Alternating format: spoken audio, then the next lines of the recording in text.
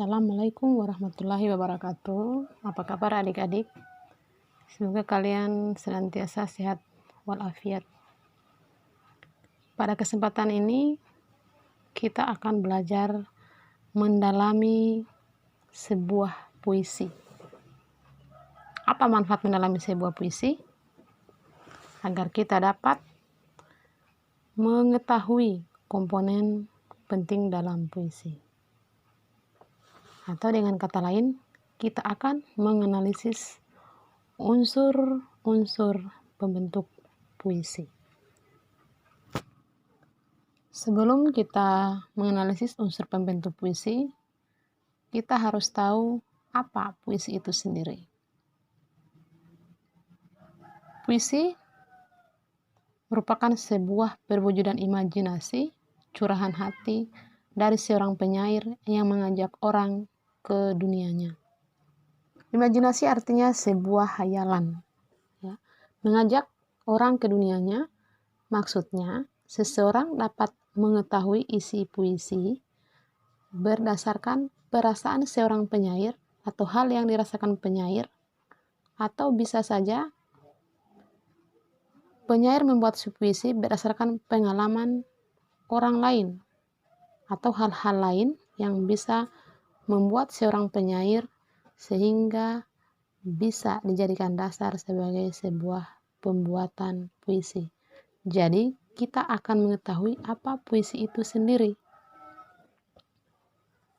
Puisi juga merupakan sebuah karya sastra yang isinya mengungkapkan perasaan seseorang penyair dengan menggunakan bahasa yang bermakna serta mengandung irama, rima, ritma dalam penyusunan lirik dan baitnya.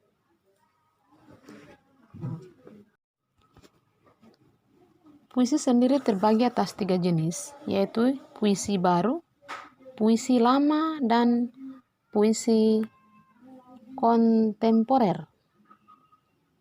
Jadi di dalam ini semuanya ada berbagai macam contoh atau berbagai macam jenis, yang mana yang tergolong dalam jenis puisi lama, puisi baru, maupun puisi kontemporer. Khusus untuk puisi kontemporer terbagi 2. Yang pertama adalah puisi sembeling, kemudian yang kedua adalah puisi konkret.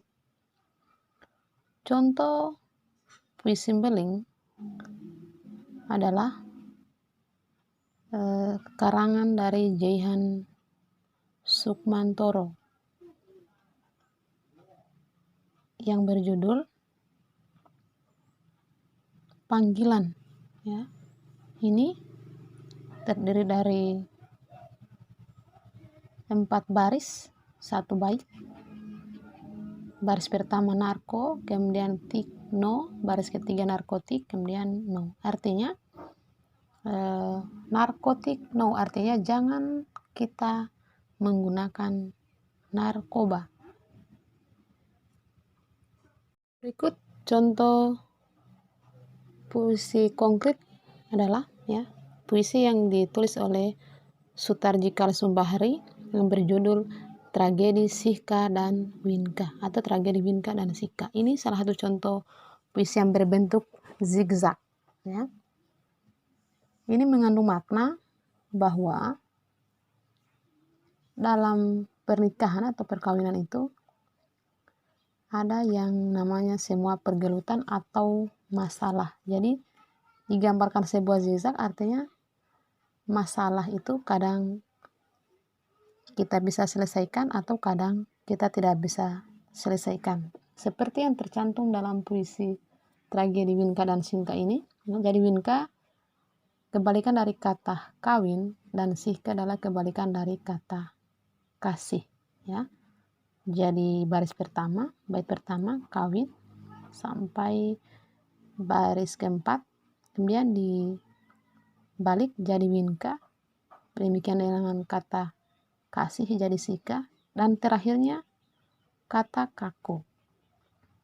Kaku di sini mengandung makna bahwa ketika dalam sebuah rumah tangga ada masalah yang tidak bisa diselesaikan, kemudian pasangan kita sang lelaki melakukan kekerasan rumah tangga, maka di situ akan terjadi perselisihan dan berujung kepada perpisahan. Maka itulah arti dari kata kaku. Kaku artinya tidak bergerak atau berhenti. Jadi kaitannya dengan tragedi Sika dan Winka adalah berujung kepada perpisahan. Berikut kita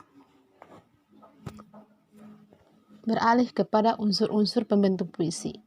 Tujuan kita membahas unsur-unsur pembentuk puisi adalah agar kita bisa menganalisis sebuah puisi. Unsur pembentuk puisi terbagi dua. Yang pertama unsur batin atau lapis makna, dan yang kedua adalah unsur fisik atau lapis bentuk. Unsur batin atau struktur batin terdiri atas tema, rasa atau feeling, nada atau tone, dan tujuan atau pesan atau bisa dikatakan sebagai amanat yang terkandung dalam puisi. Kemudian struktur fisik atau lapis bentuk puisi. Pertama adalah perwajahan puisi atau tipografi puisi. Berikut, yang kedua adalah diksi atau pilihan kata.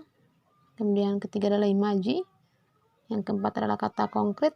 5 adalah gaya bahasa atau majas. Kemudian yang terakhir adalah rima atau persajakan atau disebut juga sebagai persamaan bunyi akhir.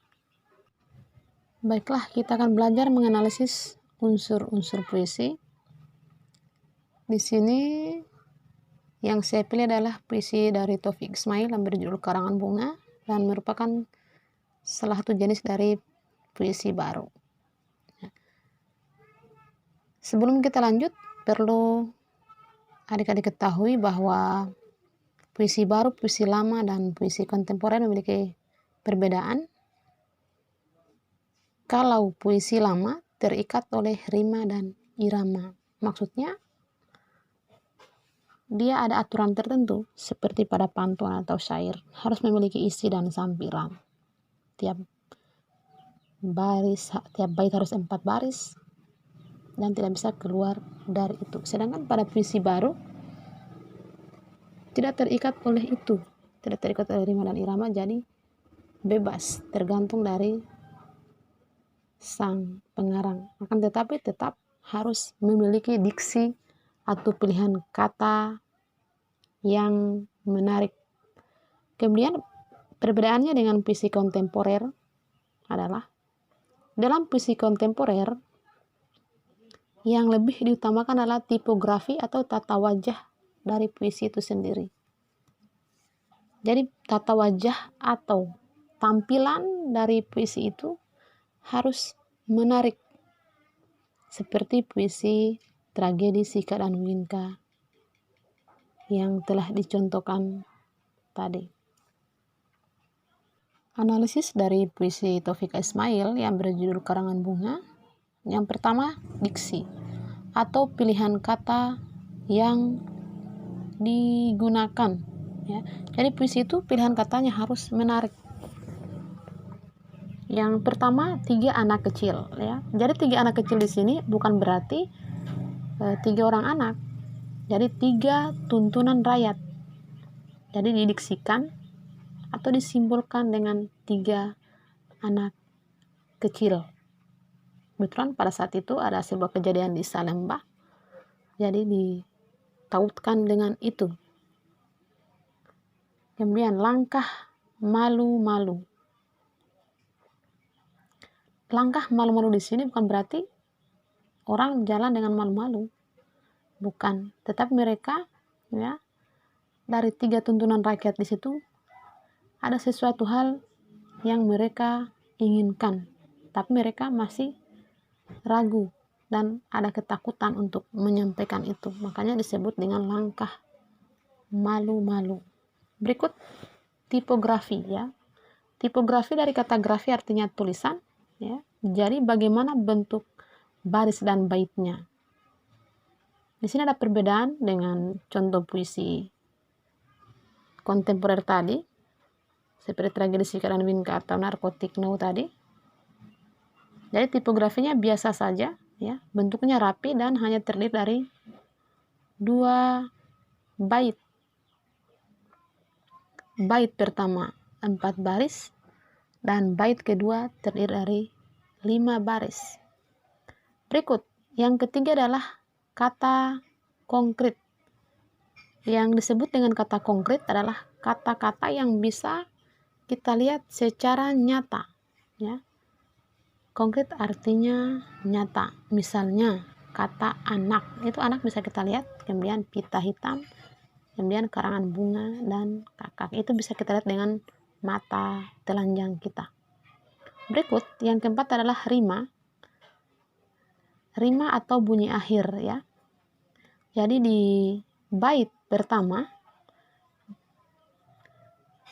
yang terdiri 4 baris, ya, memiliki sajak yang tidak teratur karena di baris pertama diakhiri dengan huruf L, kemudian baris kedua huruf U, kemudian baris ketiga A, dan keempat adalah U, ya. Malu-malu, kemudian sore itu. Jadi di sini tidak beraturan, maka rimanya adalah AB,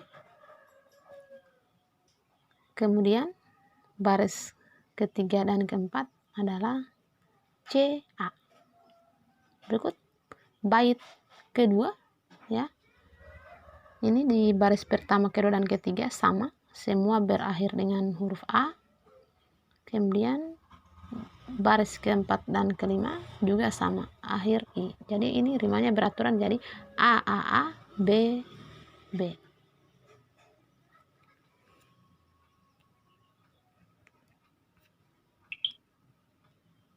Berikut masih di lapis bentuk, ya. Imaji, ya. Imaji itu dikaitkan dengan indera penglihatan manusia. Ada imaji visual yang melibatkan penglihatan kita mata, lalu imaji pendengaran, imaji rasa, ya. Imaji bait pertama, baris pertama adalah imaji visual. Kemudian bait kedua, baris pertama juga mengandung imaji visual, ya. Kita lihat 3 anak kecil dalam langkah malu-malu datang ke Salemba sore itu. Jadi keempat dari kalimat ini atau keempat larik dari satu bait ini itu bisa kita lihat dengan mata. Demikian halnya dengan bait kedua, ya. Ini dari kami bertiga, pita hitam pada karangan bunga, sebab kami ikut berduka baik kakak yang ditembak mati siang tadi. Jadi imaji visual atau menggunakan indera penglihatan kita, yaitu mata, atau yang terlibat atau indera yang terlibat dalam kedua bait puisi adalah indera penglihatan kita atau mata kita. Berikut kita pindah ke unsur kedua, yaitu lapis makna atau unsur batinnya. Yang pertama adalah tema. Jadi tema tidak sama dengan judul. Tema merupakan hal dasar atau hal pokok yang mendasari sehingga sebuah puisi diciptakan. Apa inti dari puisi ini? Atau sampai mengapa? Atau apa penyebab sehingga seorang penyair membuat puisi ini, ya.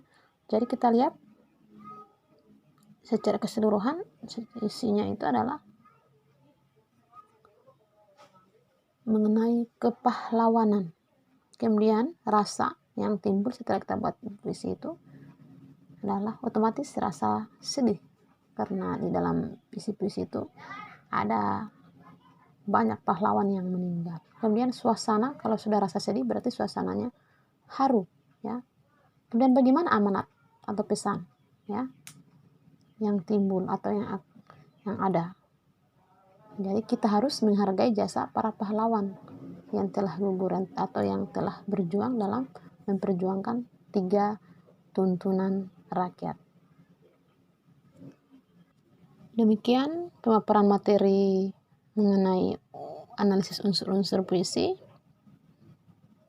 Terima kasih adik-adik telah mau mendengarkan dan menyimak materi ini. Semoga apa yang saya jelaskan, apa yang saya sampaikan bisa dipahami dengan baik. Sekian, assalamualaikum warahmatullahi wabarakatuh.